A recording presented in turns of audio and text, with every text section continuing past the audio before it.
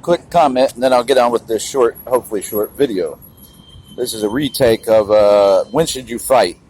Bob Talk Sense, When Should You Fight? Video that took me 10 minutes.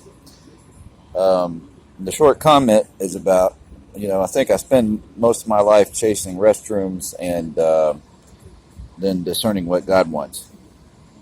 But I may have to go on a diet to change that up. I'm trying to, but it's not that easy. So the question is when should you fight? When should you not? I would say most fighting is a last resort. It should always be a last resort. You do everything you can not to fight.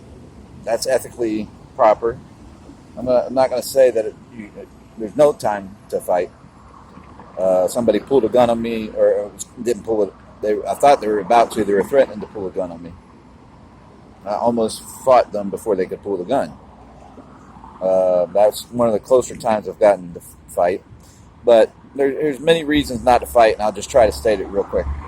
You want to establish communication, especially if you're a Christian believer. You want to reflect mercy, peace.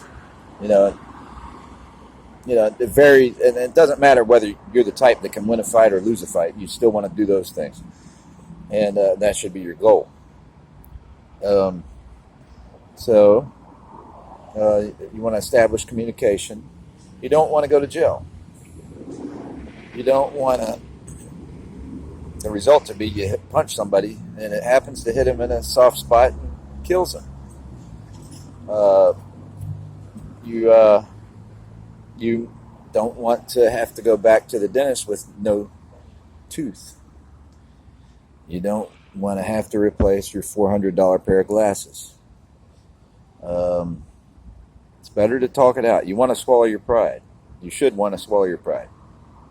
Sometimes that's hard to do, especially if you are the type that can win a fight and somebody's really the one messing with you. Well, and for a lot of people, when you're angry and can't control your temper, there's pride in that a lot of times as well. Well, those are some basic reasons. And just to keep the video short, I'll just end it with that unless something pops in my head real quick. Bob talks sense about when to fight, not to fight. And some people would disagree and say you should fight and prove that you're not going to take anything off of anybody. And then they'll leave you alone. Some people will say that's a common thought on the subject, but I've gained broken communication barriers by not fighting. There's some people who, I move around a lot. When you go to a new city, there's a lot of people who want to try you, test you, especially of another ethnicity. The bullies in the other ethnicities usually, I don't run into that with with Asians very often. I have very few times with Hispanics, but very often, there's a lot of black racists in America that never get called out for it, and that's part of the reason there's a lot of black racists, because they never get called out for it. Well, but there's always in a new city the ones trying to test me, and they want to threaten to fight me, and if you just say hello to them or whatever, and but you ignore it, you play it off, you try to make peace. And they still don't become your friend, most of those guys, but they will leave you alone, and just as long as you don't talk to them. So, and some of them every now and then they'll come around and start realizing, hey, you said some stuff that's real about God. That makes sense. That does.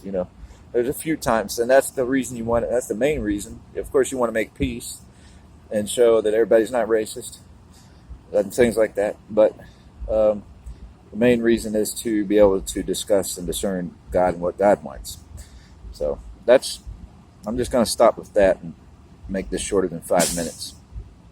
Bob talks sense about when is a good time to fight. Hardly ever, bottom line.